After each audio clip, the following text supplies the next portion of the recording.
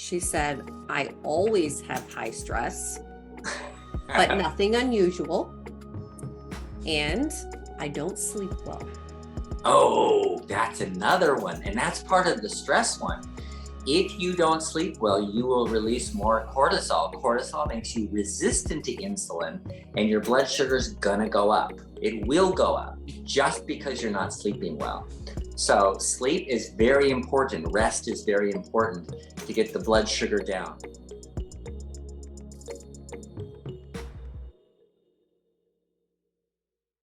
Hi, guys. Welcome to the Fixed Blood Sugar webinar. Make sure we're live here on Facebook. We're so excited that you guys are here. Episode 192 today. And we have been talking about type 2 for a long time now, and we are learning a lot from Dr. Saunders. He keeps doing the research and all the hard things, so we don't have to. And I love that these webinars are free. So he does all the work. He does all the work. We come on and we learn, and it is awesome, which I've gotten so many emails from so many of you who have said the same thing. So thank you, Dr. Saunders. For those of you who are new, welcome. This is such a fun group to be a part of. We have, we already have 80 some people on. So we come together every week, talk about type 2, answer questions, and these are recorded on YouTube. So if you go to bartonwebinar.com, you will find a link to our YouTube channel. Those of you on YouTube watching, hello and welcome. You can post in the comments as well. We'll do our best to get to those. Same with Facebook. And if you're on Zoom, this is a really good spot to be. Go to the Q&A and type your questions there. That's the easiest for me to navigate. So today's going to be a great webinar. I have so many messages that have come in over the week. People with a lot of questions, really wanting to take control of their type 2. And good news, guys, that's why we're here. So a lot of people, believe that they have to continue to take medicine, and that isn't always the case. Is that okay for me to say? There are other ways. So with that, I better do a disclaimer. I'm not your doctor, neither is Dr. Saunders. So please consult with them when making any of these recommended changes. All right, I'm going to get us started here, and I'm just going to read a couple questions actually that have come in over the week, if I can find them now that I said that. Give me 1 second. Mira, un señor ahorita dijo que viene de Medellín, Colombia. Someone from Medellín, Colombia is just logged on. I was going to say Awesome. I caught a couple of those words. Good job. I used to live in Venezuela, and I knew a lot of Colombianos. So awesome. So awesome. Okay, let me see if I can find these. One of the things that I wanted to have Dr. Saunders share with us today is I'm going to call it a little bit of a checklist to see where you're at. And this is coming from an email that came in, 2 different emails where people kind of gave me the list of all the things that they're doing that they believe should help improve their blood sugar numbers, but it wasn't necessarily working. And so I have some messages that say, what do I do now? What am I missing? Do I need to go back on medicine, or what do I do? And so here's one of the emails that came in. I'm just going to read. This is from Kathy. This one, Kathy's following phase 1 on day 36. So when we talk about phase 1, we're talking about the diabetes solution kit. If you're not familiar with that, that's what this is. And you can find that at bartonwebinar.com. So she is on phase 1, day 36, about a month into our program. My blood sugars were on a downward trend with the lowest at 118 once. This morning, 209, and the last few mornings in the 190s. I don't eat past 6 p.m. I'm drinking 128 ounces of water per day. I'm taking Sinochroma daily. I ran out of berberine last week, but more is on the way. I have had 2 different 3-day water fasts, and now I'm eating 2 meals a day with no snacks. I'm walking daily. What else can I do? What's her blood sugar? So the lowest it's gotten to is 118. This morning was 209, and the last few mornings were in the 190s. Okay, and that's all fasting. Mm-hmm. Wow. Okay. That's a great question. And this is the frustration of a lot of people, especially when they come on this program and they hear other people going, oh yeah, we did it for 2 weeks and blood sugar came down to normal. My hemoglobin A1C is now normal and I don't have diabetes anymore. And you're like, what the heck? I've been doing this for 6 months and it's not working. Okay. Good questions. Okay. There are a lot of different reasons why you could have insulin resistance. There's a lot of different reasons why your blood sugar could be elevated. It's not all just what you eat. What you eat is part of it, of course. And if you're on phase 1 and you're eating, 20 grams or less of carbohydrates, that's awesome. That's one thing. There are other things to consider though. And so this is like, I think, a really important episode. What else to do besides just the diet? Well, when you get the diabetes solution kit, one of the things that we discuss in there and have you go through is what is your why? And what about stressors in your life? Because, I've told the story before, many of you are new, so I'm going to just briefly tell the story again. It was a patient of Julie many years ago, and she was overweight. She was quite overweight. She had diabetes when she first came to me. I didn't diagnose her. She came on a list of medications, and we tried to get her blood sugar down. It was always over 200. Always, always, always. This is before I knew about diabetes, how to reverse diabetes. I was just using what I learned in medical school, right? Drugs. So, but her blood sugar would not come down with the drug. So I sent her to a diabetes specialist. She came back on 4 medications and 200 units of insulin a day. Now, if any of you have used insulin, 10 units is 6 units, 4 units. That's how much people with type 1 diabetes generally use for insulin. And that might be 3 or 4 times. The total daily amount might be up to 20 units. She was on 10 times that. We're talking a lot of insulin here. And her blood sugar never came down below 200. Never. It was always over 200. And so she was, of course, really frustrated. And I was, of course, really frustrated. So I called the diabetes specialist. Okay, so here's the deal. It's not working. What else can we do? And the diabetes specialist is like, she's cheating. I go, Julie, are you cheating? No, I'm doing everything you said. And then the diabetes specialist is like, she's lying. There's no possible way she could have blood sugars over 200 on that much insulin and everything. And I said, well, she says she's doing it. No, she's lying. Bye. And hung up on me.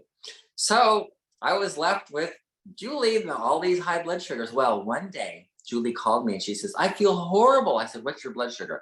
38. And I'm like, 38? That's too low. You got to eat something. She said, I did. Her blood sugar came down to normal. She had to get off her insulin, off all her medications. All 4 medications gone. Insulin gone. Blood sugar normal. One day to the next. One day it's over 200 on a ton of meds. Next day, normal. I'm like, what the heck, Julie? What happened? Nothing. I'm like, did you eat? Did you change your diet? No. Did you stop drinking sodas? No. Did you exercise? No. Nothing on the list showed up. She was doing everything right. Well, she's doing everything wrong, actually. She wasn't exercising, but her blood sugar was normal. So it turns out her daughter moved out that day. So the day before she got her blood sugar went down to 38, her daughter moved out. So when she and her daughter were living together, they were like fighting constantly. There was a battle. And when they weren't fighting, the daughter was running away from home. I'm never coming back. And so Julie's like, oh, my daughter, and all these issues that she was having. As soon as her daughter moved out into her own apartment, guess what? Hi, Mom, how you doing? Yeah, I had a good day. They were just like chatty and they were best friends. Blood sugar came down to normal. It was all stress. She did not have diabetes. She did not have type 2. She didn't have insulin resistance. She didn't need insulin. She didn't need any of the drugs. She just had stress. That's all it was. So you got to be careful of that, and you got to look at that and look at where stress might be coming from. Why? Why does stress cause your blood sugar to go way up? Well, it's supposed to. Your body is made to do that. When you're under a whole lot of stress, your brain needs sugar. Sugar's the quick energy. You need quick energy. Your heart needs sugar. Your kidneys need sugar. Your body needs sugar at that moment to run away, get away, do whatever's necessary, think whatever's necessary, and you need sugar to do that. So when you release stress hormones, it makes you insulin resistant, so you don't suck the sugar into your cells and drop your blood sugar and get woozy and crash. So your body is made to have high blood sugar when you're stressed. It's normal. You can't fix normal. So if you find that your blood sugar, you're on all these medications and insulin and doing the right diet and everything, and nothing seems to be working, look into that. That might be an issue. That's interesting also because, I read this email that I got from Kathy, who gave us this list. I emailed her back. I said, how has your stress been? And she said, I always have high stress, but nothing unusual. And I don't sleep well. Oh, that's another one. And that's part of the stress one. If you don't sleep well, you will release more cortisol. Cortisol makes you resistant to insulin, and your blood sugar is going to go up. It will go up just because you're not sleeping well. So sleep is very important. Rest is very important to get the blood sugar down. That's really important. How about people who don't sleep well? Where do they start? That's a good question. Sleep is a difficult thing. There's a lot of hacks for sleep. Most people start with some kind of sleep aid, like taking melatonin or something like that. One thing I do not recommend is any of the antihistamine sleep aids. And those are the ones that are like Sleep Ease and Unisom and all the sleeping pills. They're almost all antihistamines, and they affect your acetylcholine, which tends to cause dementia and Alzheimer's. So they're not good long-term solution. You know what? If one day you use them, it's not going to be a big deal. But if you use them on a consistent basis, they're not good medications. In fact, any sleep aids are not good except melatonin. And progesterone. Melatonin and progesterone, two really good sleep aids. Another one that you might consider is for people that have anxiety and have trouble sleeping. And I find this a lot with like postmenopausal women. Progesterone has a calming effect, but they still have like an anxiety part of it. And there's something called inositol, and the myo-inositol. Inositol is a B vitamin. It used to be called vitamin B8, but it's not really a vitamin, so they took it off the B list, and so then now there's no vitamin B8. It's called inositol, and it is, you take about 2 grams twice a day, and it has a calming effect. And I've had several people say, wow, I don't have anxiety anymore and I sleep better at night.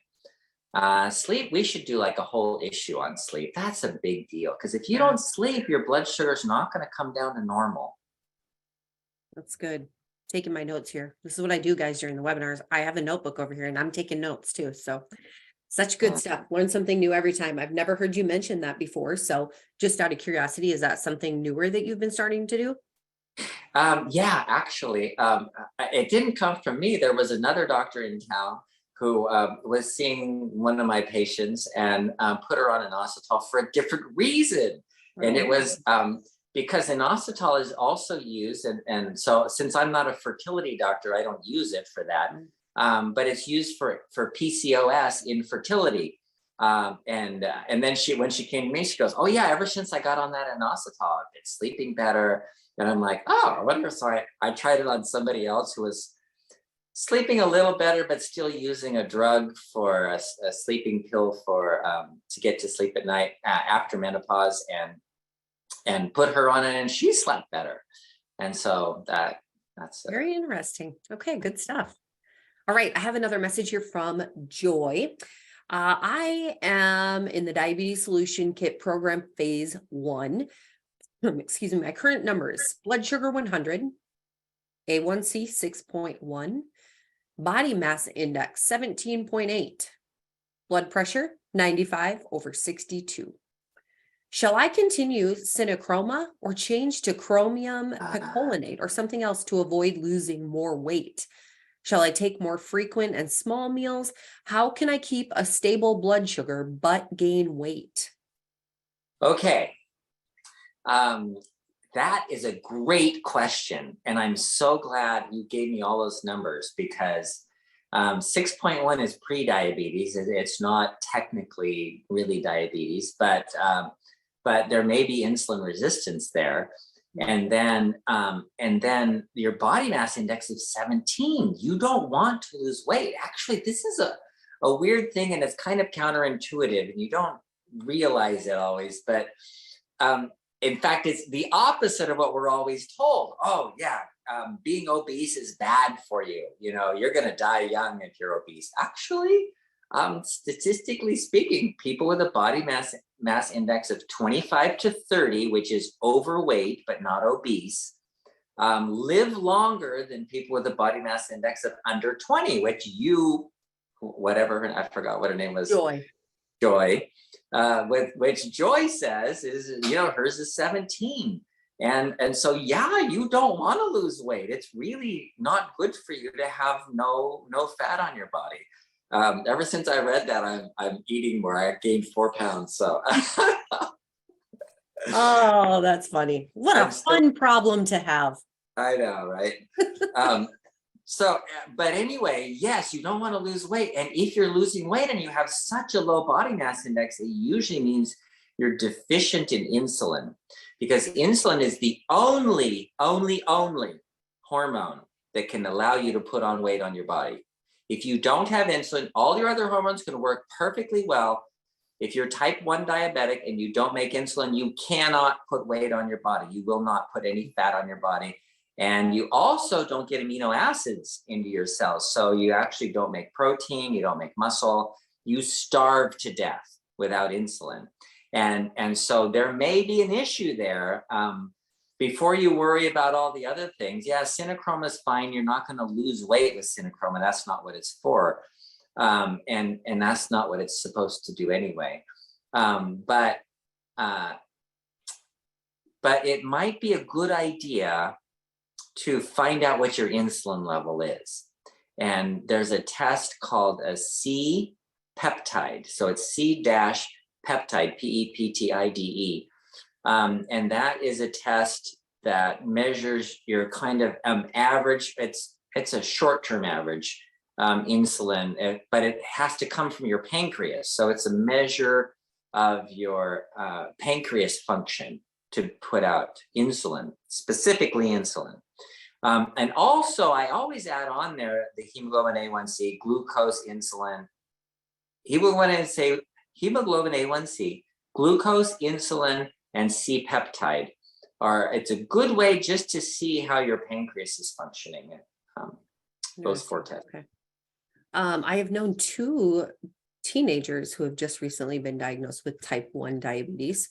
And we do get quite a few people who hop on this webinar who do have type 1. And do you have any, would a type 1 diabetic have gain benefits from using the diabetes solution kit, or anything that you'd recommend for them?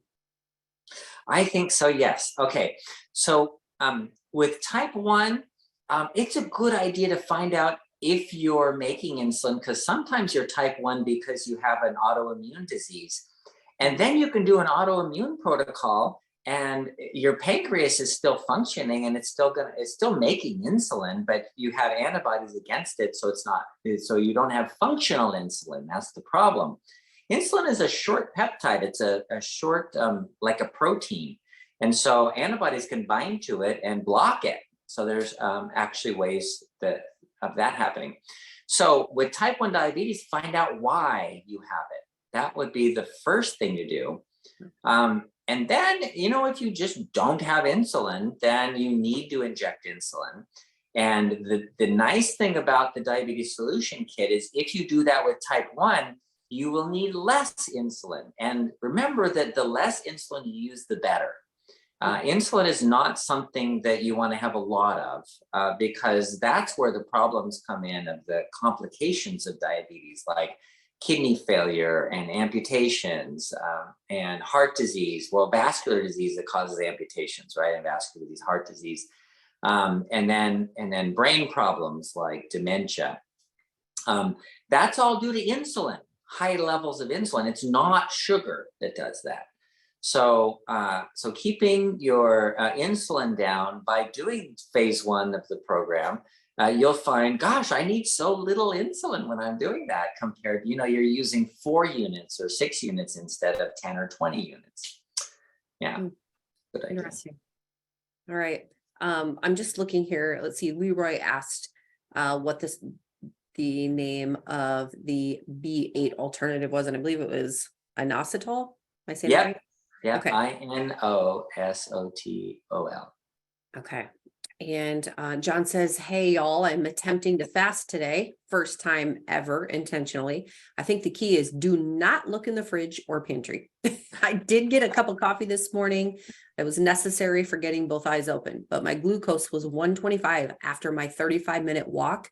So I did take a synochroma and I will monitor my glucose levels. Okay, good. Good job, John. Let us know how it goes. You Sure. can do this. I had someone had reached out to me and wanted to know what we talk about fasting a lot, but should you fast for an hour or 6 hours or a day, or what do you think, Dr. Saunders? What would you recommend? So think of the principle. The principle is of fasting is having an empty stomach. And that's what it means. So there's modified fast. And a lot of people are talking about fast mimicking and intermittent fasting and other kinds of fasting, water fast and juice fast and all that stuff. Don't get caught up in all that other stuff. Fasting is just simply an empty stomach. If you don't have an empty stomach, you don't make ghrelin. Ghrelin's the hunger hormone. That's the one that makes you hungry. And when you have that hormone, you also make human growth hormone to repair all your damage that you've done inside your body. You get autophagy to take out all the bad cells, the cancer cells, the dead cells, the tau proteins in your brain, the cholesterol deposits in your arteries. That all gets taken out while you have this ghrelin hormone. So having an empty stomach is the best thing you could possibly do for your life. And but you have to eat too. So yeah, so having this, so some principles are, people are told eat 5 small meals a day with snacks in between so you never have an empty stomach. That's the worst advice you can give to a human being. Don't ever say that. So fewer meals is better. So if you eat 1 meal a day, that's better than 2 meals a day, which is better than 3 meals a day, which is better than 4 meals a day, etc. Snacks don't allow you to have an empty stomach either.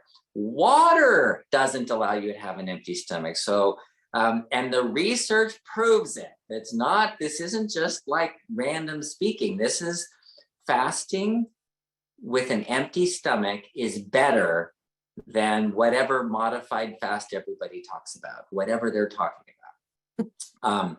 So have an empty stomach as much as you can, whatever that is, but keep your weight up, or if you need to, keep your nutrition up, get enough nutrients, take care of yourself, but don't think that you need to eat all the time. When people say, oh, eat something, you're going to starve. No, I'm good. I don't need to eat. We're good. You can have an empty stomach for as long as you want. It's better for you. We've done a lot of webinars on fasting, you guys. So if you go to bartonwebinar.com, again, the link to our YouTube channel is there. And just type in fasting. You'll find a lot of good things in there. Probably need to do another one of those soon. Although we talk about it nearly every webinar. So really good email here from John. And this ties into this list of the things that we are doing, or what else can I be doing? Hi, Leslie, I'm John. I bought the diabetes solution kit. My A1C at my last doctor's appointment was 7.0. If I don't get it down before my next appointment, He needs it down to 6.5. Then his doctor's going to give him more diabetic medication. It says in his research, it seems like walking in the morning, at least 60 minutes straight at a good pace, probably is the number one way to lower my A1C. Number two, the elimination of sugars, sweets, and carbs and fruits. And number three, exercise like bike riding, working out, just keep moving. Number four, drinking water. And number five, get at least 7 hours of sleep. Are there more steps that I should use to lower my A1C quickly? I'm having trouble finding a webinar that covers how to do this. Hoping you can help me out. Okay, the quickest way is fasting. We just talked about that.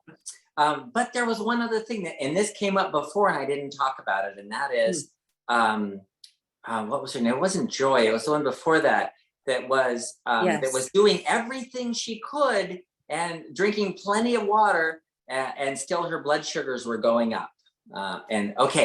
So I wanted to make a little comment about that, and that's what the research shows about drinking water. Be careful, don't drink too much water. It makes your blood sugar go up. It makes your stress hormones go up. It makes your aldosterone levels go up. It gives you high blood pressure because the sodium levels go down. If you're not getting in enough salt, you need salt in your body. And that's both sodium and potassium. We've talked about dehydration. Go on to our previous webinar on dehydration. I think that's the one it is. Yep. And it talks about both sodium and potassium dehydration. And it's fairly common. And if you drink too much water and you don't have enough salt, your blood sugar will go up too. So be careful of that. Now, to address your, how do I get it down quickly? Don't eat. It's really simple. And you already said it, exercise. Those are the two things that you can do that will just make all the difference in the world. In fact, you can get your hemoglobin A1C down to normal by your next appointment. Like you would not have diabetes by your next appointment, just by, fasting. But you got to be careful with that too. Intermittent fasting is okay, eating one meal a day, that's okay. But a 3-day fast is remarkable usually. And so that's why I thought about that other woman that talked about that she did a 3-day fast and still isn't normal. All right, this is good stuff. Let's talk a little bit about exercise. He mentioned that a couple times, walking or biking or doing whatever. What role does exercise play in bringing those numbers down? Exercise is so important. So you have this issue, whenever we talk about the basics of diabetes, we talk about how the cells are packed with sugar, that they're just so overloaded with glucose that they can't take in anymore. So the nucleus in the cell sends out a signal, says, we're not making any more insulin receptors. We're done here. And so this cell has no insulin receptors. So insulin comes, nothing to bind to, it goes off somewhere else. Meanwhile, the blood sugar is going up because sugar can't get into the cells because insulin is not there to get sugar into the cells. So the sugar's going up, and the pancreas going, oh no, the sugar's going up. We got to make more insulin. So then your islet cells making more insulin. So sugar's going up, insulin's going up, and sugar, insulin, and the cells are jam packed. So what do you do about that to make you more insulin sensitive? Well, he said exactly the two things that you do. Don't eat sugar. Get off carbs. So that you're not adding to that insulin resistance by adding those carbs in, making your blood sugar go up.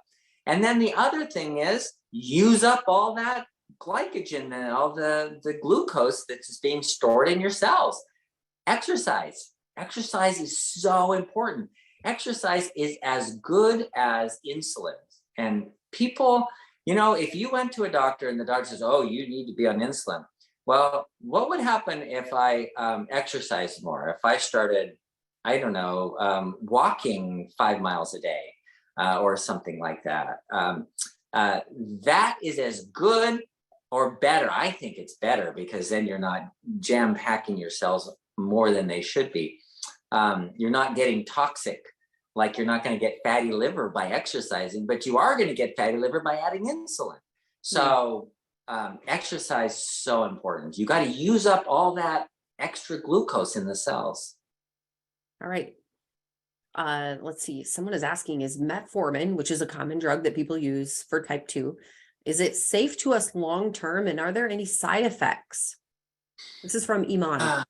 Okay, good question. If there are potential side effects, they're pretty rare. Metformin's pretty well tolerated. There was a metformin type drug, fenformin, I think it was, that had to be taken off the market because it was too strong. It was like metformin on steroids, and it caused people to get liver failure and muscle, death. They had myositis, muscle, because the muscle cells would die because they couldn't get any energy. What these medications do is they block the use of sugar for energy, and they force you to use fat for energy. And some of your cells don't do that very well, and so then they're affected badly. But metformin's not that strong, and it's pretty well tolerated. And berberine works in the same way and is better tolerated. Okay, so then long-term, you asked about long-term metformin. People who don't have diabetes are taking metformin long-term as a longevity drug. It helps people live longer. Because it blocks sugar from being used, cancer can't proliferate because cancer needs sugar to proliferate. So it blocks cancer. But berberine does the same thing there too. So I don't know. Yeah. So you can take it long term, and it's not unhealthy for most people as long as you have normal functioning enzymes for producing fat or using fat for energy. Then metformin's okay. We do talk quite a bit about berberine. It's one of our newest products, and Dr. Saunders just keeps finding out more and more information about berberine and all of its benefits. But if it's something of interest to you, we do have that available at bartonwebinar.com, and use code webinar25. You can save 25% on any of our products, including the diabetes solution kit. So, and that alone was already under $20. So it's a good price. Okay. Crystal says, I have thrombocytopenia, and I know that K2 can thin the blood. Is this a counter indication for your supplements? Oh, no. Thrombocytopenia. Okay. So thrombocytopenia means low platelets, means you don't clot very well because of the platelet problem. And that can cause bleeding problems. You can get bleeding gums, bloody noses, your skin, you'll get bruising really easily because whenever you rupture a blood vessel, it just keeps leaking in because there's no platelets there to stop that blood from flowing. So that's thrombocytopenia. Vitamin K, there's vitamin K dependent clotting factors, which that have nothing to do with platelets. The vitamin K dependent clotting factors require vitamin K to work so that your blood can clot properly and make what's called fibrin to make that fibrin clot. So you need vitamin K, especially if you have thrombocytopenia. You should be taking vitamin K because that's going to help you to clot better because you don't have enough platelets to plug everything up. You got to have the rest of your system working well so that you can make fibrin clots. I think what you're thinking about is aspirin. You don't want to take aspirin in your case because aspirin inhibits platelets. It blocks platelets and you already have low platelets. So that would be a dangerous thing. Don't take aspirin or clopidogrel or any of the antiplatelet or platelet inhibitors. Okay, interesting. I'm going to read an email here that I have from, actually, I don't know who it's from. Okay. Yeah, I'm not sure. Okay. They just finished our webinar from last week. They found it very helpful. 2 quick questions. Number 1, what is the best continuous glucose monitor? I don't know. If you look at the reviews, the Dexcom 6 is the one that is supposed to be better. You got to understand that these machines, these are just new technology. The samples are from the skin. You're not getting blood glucose, actually. You're getting what's in the skin. And so if your circulation is off, then these can be off. And so, you expect a range like 20%. So if you're 100, you could be anywhere from 90 to 110 actually. And so people are like checking their continuous monitors with their machines and going, they're not even close. They're like 20 points off. Well, the other one's 10% off. This is 20% off. I don't know. You got to give it some leeway. So I think as far as accuracy goes, according to studies, the Dexcom 6 was a better choice. But the Freestyle Libre is actually fine. It's easy to get. And there's several other ones now that you can get without a prescription. You can just go online and order them. They're pretty expensive, but I think they're pretty cool. So here's my point about continuous glucose monitoring. Yes, they're not like accurate. They're not going to be like drawing your blood and sending it to the lab for a glucose test. That's not what it's for. The purpose of this is to say, what happens when I walk 5 miles? My blood glucose goes down to normal. What happens when I eat spaghetti? My blood glucose went up to 300. And okay, maybe it was only 250 actually. Who cares? The number is irrelevant. You can follow what you're doing and how it affects your blood sugar. And it's everything. It's your whole lifestyle. It's your activity level and what you're eating and snacks and not eating and fasting. And you can see during the nighttime, you can see, oh, it did drop low. That's why my morning glucose is always higher, because the glucagon gets released. So everything that we've been talking about. I love it. I still need to get one. I'd love to have one for myself. So it's one of my goals. I'm trying to convince our boss that we all need them. So careful at our conference this summer, we may get one. Hey, good. We all get to be together twice a year. We all get together, I think, probably twice a year. Once just as our team, and then we get together in the summer with our team and our families. And so we really are a family. The Barton team knows each other pretty intimately, really. I mean, we know each other's kids and significant Considering others. we're spread out all over the United States and Europe, right? We had a couple. Yeah. Anyway. Yes. So it's fun. Very fun. We have a great time. We have a lot of competitive people on our team, including Dr. Saunders. If you didn't know that, you guys, oh my goodness. There's a competition. Actually, it doesn't even really have to be a competition because they're going to make it one. And that's what they do. It's so funny. So funny. Okay. All right. Let me get to question number 2 from Winifred, actually, is who it was from. Can I just ask my primary medical doctor to test my insulin level?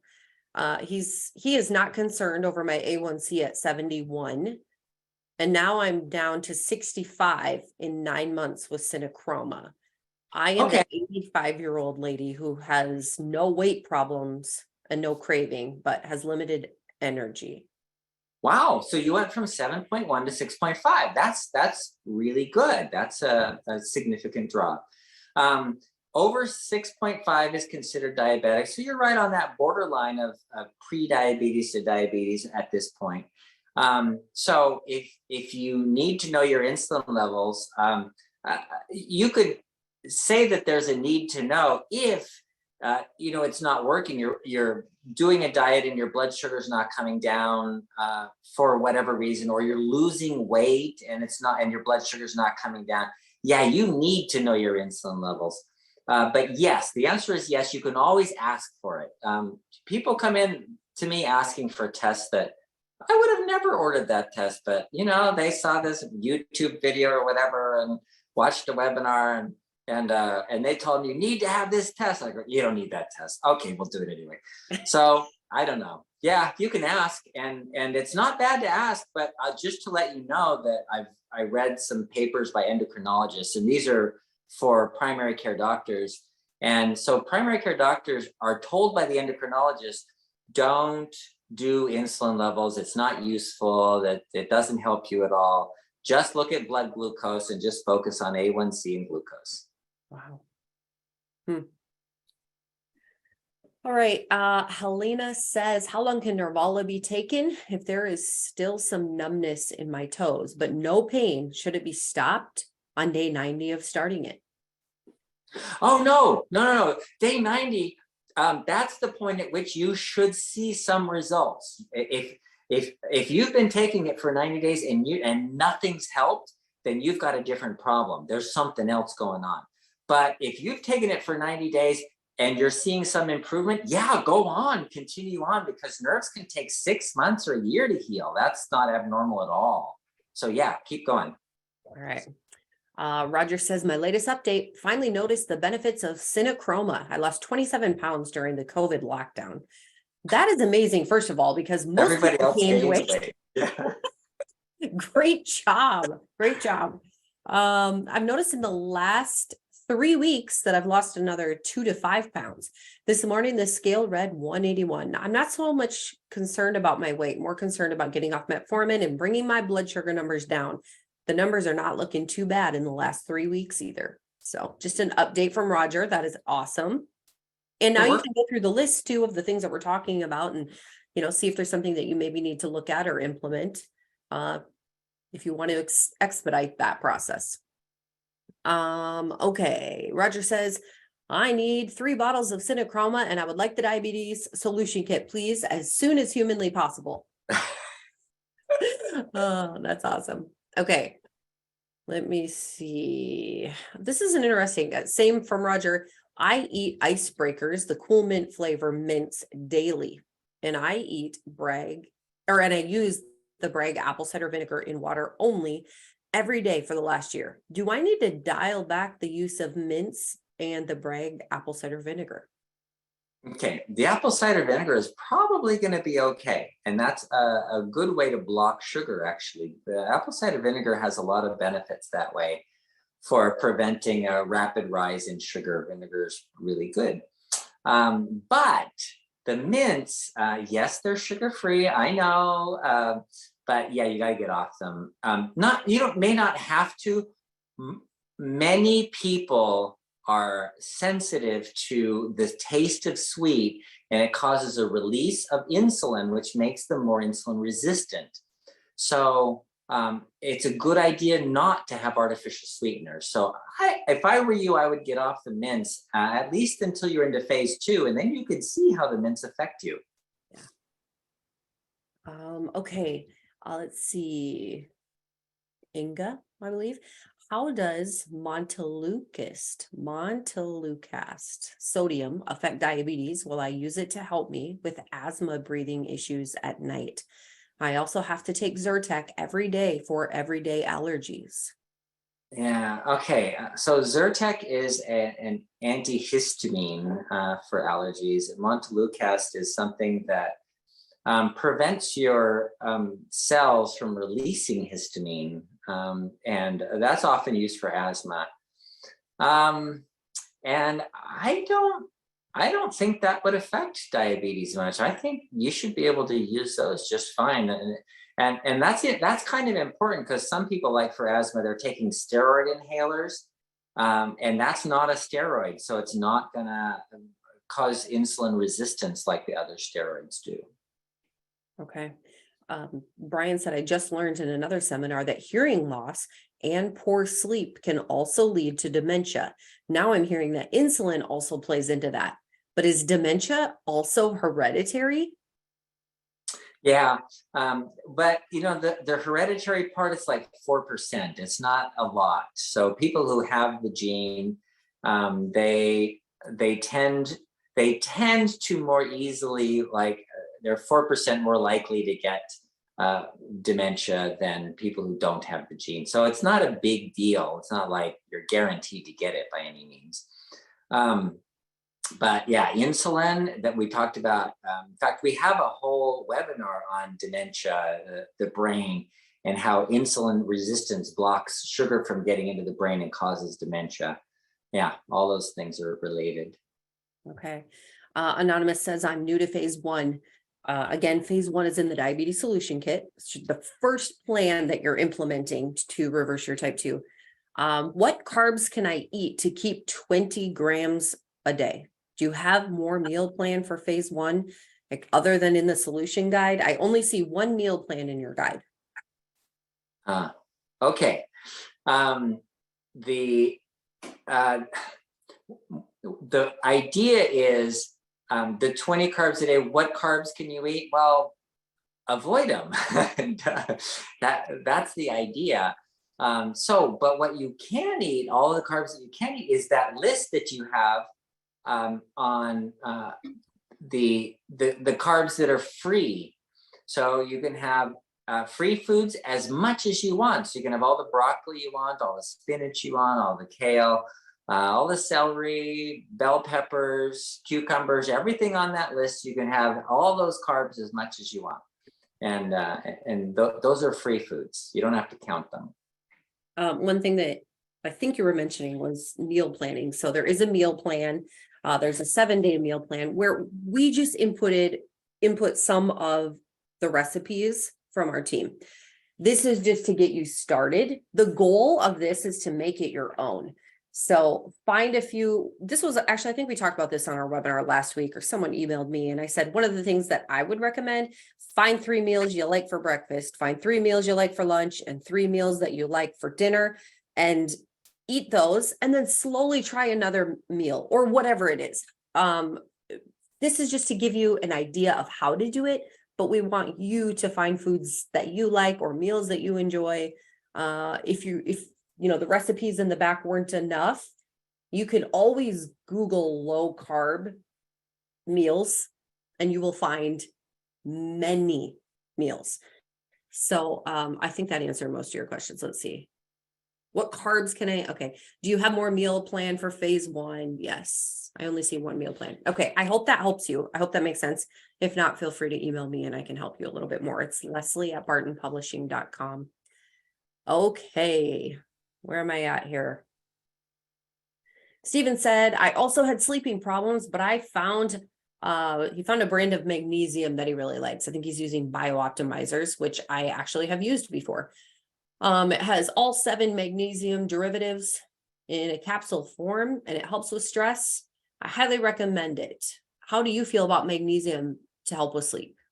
Oh, I very often put people on magnesium for sleep. If people don't sleep, one of the first things, I didn't even mention that, but I was talking about the hormones, pills for sleep. But magnesium is a supplement that almost everybody needs because most Americans are deficient in magnesium. And if you don't have enough, you tend to not be able to sleep very well. And so it's not a sleeping pill.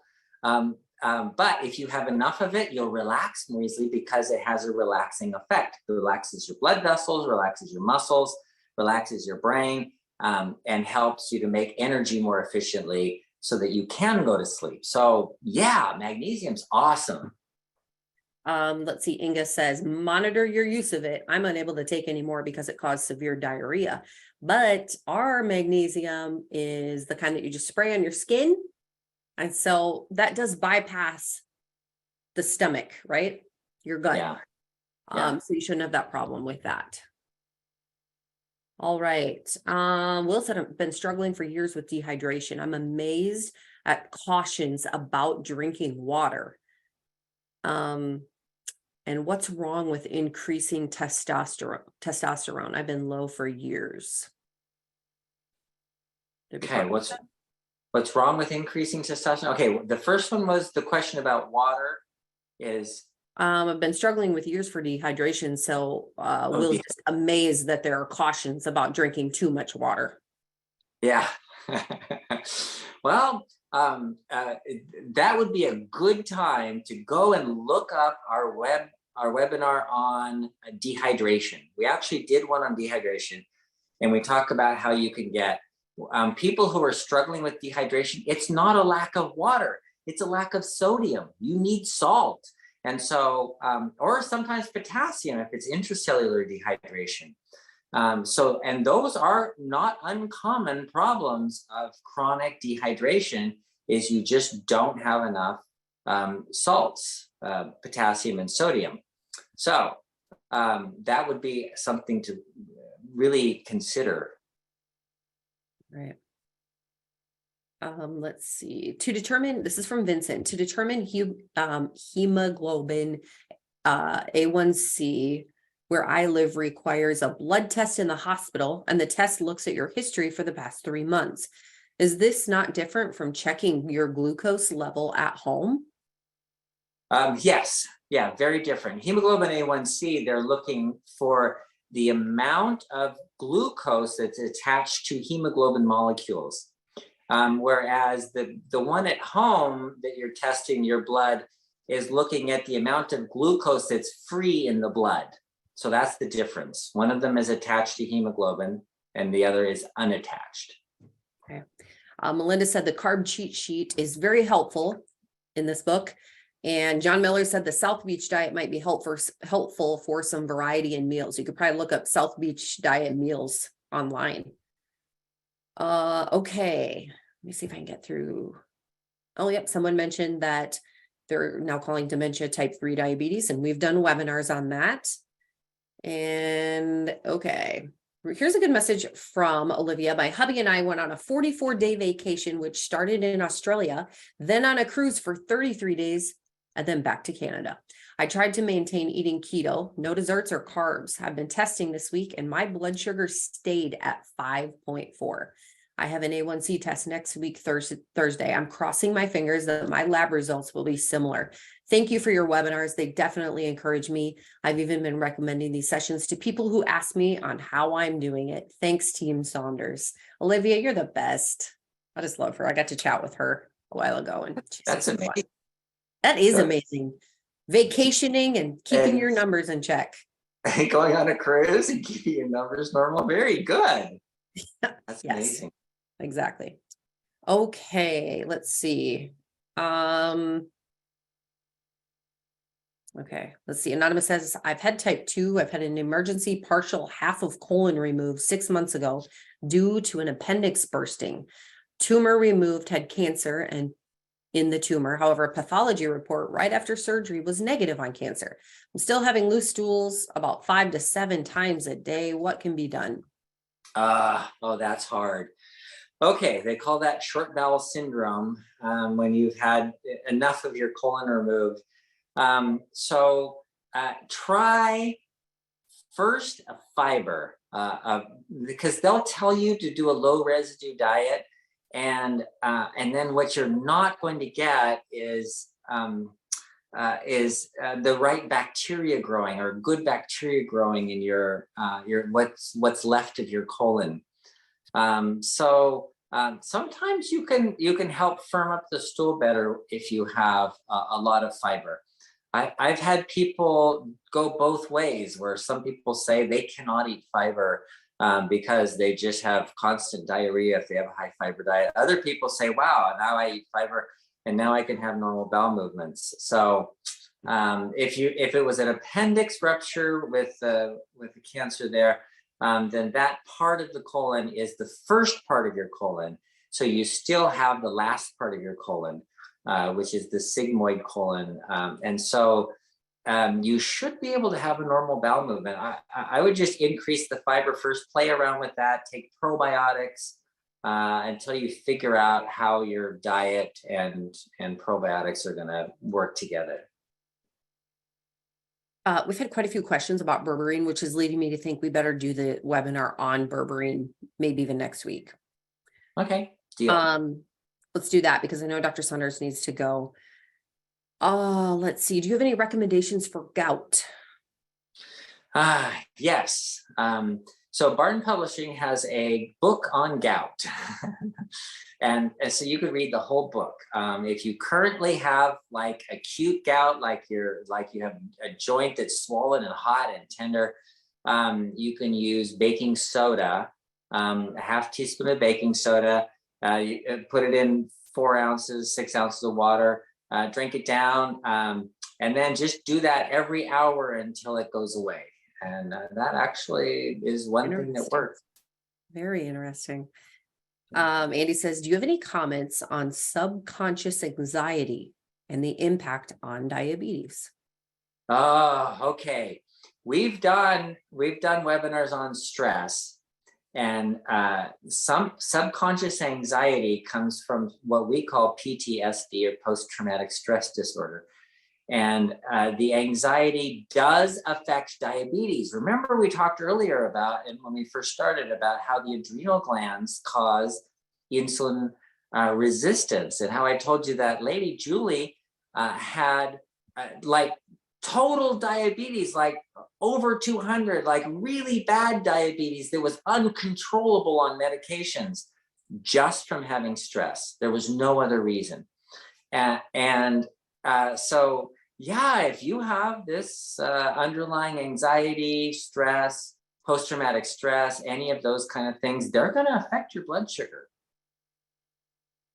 I'm not sure how to pronounce this. Letty, maybe Letty. I have put my type 2 diabetes in remission since 2018 by getting off of processed food.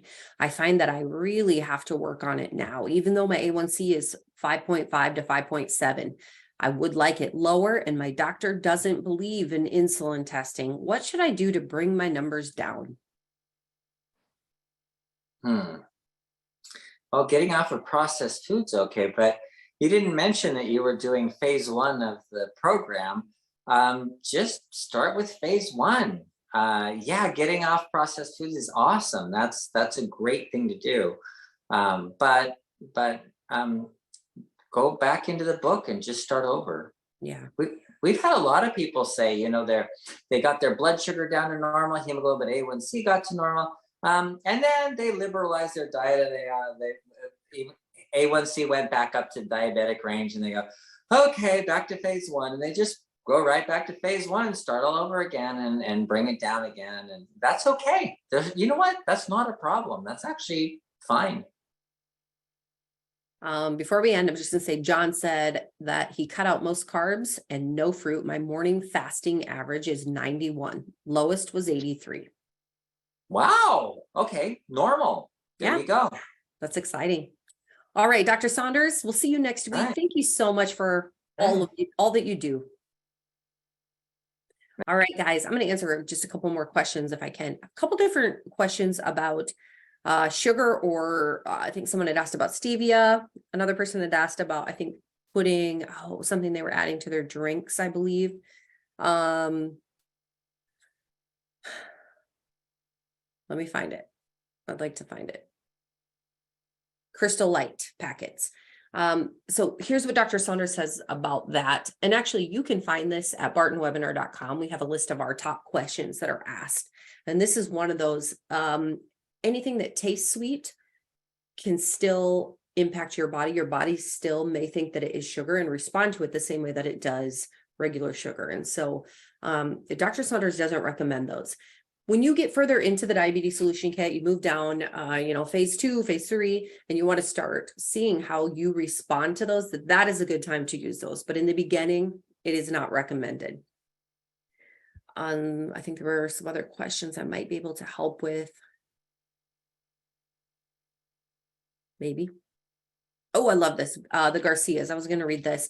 The Garcias, Vilo and Barbie. Hello all, we felt we should comment. If you follow the phases in the solution kit and track your numbers, you will beat this. We use the HIT, which is high intensity interval training, exercise method, 10 to 15 minutes. We are very busy, and they do that 3 to 4 times a week. This has worked extremely well for us. If you fall off, which we have, then you can go back to phase 1.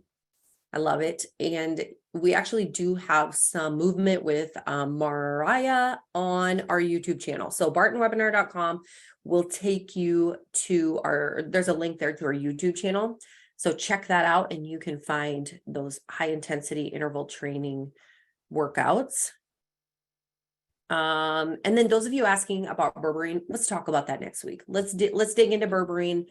and see what Dr. Saunders had to say. Yes, someone asked about fiber greens. There are many people who are drinking fiber greens. Really helps to give you the fiber that you need. It's also low carb, so there are many benefits to that. Ooh, breathing exercises, David, we do talk about that quite a bit, especially for stress reduction. Very important. Do you recommend keto? Actually, the diet that we're doing in this diabetes solution kit is in fact basically a keto diet. A little less emphasis on all the fats, and Dr. Saunders talks about that in our webinars. Which form of magnesium is best for sleep? That I don't know. This will be episode 192, and this will be shared to our YouTube channel. Again, bartonwebinar.com, you'll find all of our episodes there. The sleeping pill alternative, so it was B8 and it changed to inositol. I don't know for sure, but I'm going to guess inositol. I'm going to guess that's how it's spelled. Hey, a lot of us on the Barton team use our magnesium products. So you can see that at Barton Nutrition. And actually, I could probably pull that up. I'm going to show you guys this. I did this last time, if I can get it loaded before here we go. I'm going to show you our nutrition website. Let me show you. Let me share my screen here. Maybe. I'm going to share this. Hopefully you guys are seeing that. Maybe not yet. Okay. This is our Barton Nutrition website. And so these are all of the supplements. We have talked about quite a few of these, some of them today on the webinar. Here's the fiber greens. There are 2 flavors of that, an iced tea lemonade, and then also a green apple. But a lot of people love the fiber greens. It is really good. But a good way to get the fiber that you need. And also it is low carb. Berberine that we're going to talk about, healthy heart. When you click on these, you guys, there is, oh, here's the magnesium. That's what I was trying to get to. Here's our magnesium. So it's easy relief magnesium. I think everyone on our team uses this. I use it at night. Honestly, right before I go to bed, I spray my arms, wherever. You can put it anywhere on your skin. And I'll show you. I think there is yes, Dr. Saunders has a video here where he talks about it. Also, when you check out, guys, use code webinar25, you will save 25%. So magnesium is one of the first supplements I think that I probably started using a long time ago. That and a probiotic, which if you guys don't know, we have healthy gut as well, which is really good as prebiotics and probiotics. And so to be honest, a lot of this comes from requests from you guys, the things that we know that will help you, and also all of the things that our team uses. We're going to talk about berberine next week, and this is, man, I don't know. I'm excited. Just be on next week because Dr. Saunders is finding more and more and more information about berberine, and the benefits are phenomenal. Okay, so Nervala, you probably heard us mention that. That is there. Healthy gut. That's our prebiotic, probiotic. I mean, so many things. Synachroma, that's a big one. That is a really big one. I think everyone on our team uses that as well because the ingredients are things we were all taking anyway, and that Dr. Saunders has found that most people are deficient in. You know, your selenium, chromium, vanadium, like just loaded. Actually, vanadium isn't in that one. Oh yeah, it is in there. Vanadium, selenium, vitamin D, K, lots of good stuff. So anything you need, we probably have it here. Okay, I need to go. I just keep sharing, but I get excited about these things because they're, you know, when I first started, we didn't have any of this. And so I was having to buy all these supplements from other companies. For example, Synachroma, I was buying all those individual supplements, spending hundreds of dollars to get what is in Synachroma. So really, really good product, guys. All right, come back next week. Tell a friend about the webinar and bring your questions. I know we couldn't get to all of them, but hopefully we can next week. Thank you, guys. Have a wonderful day.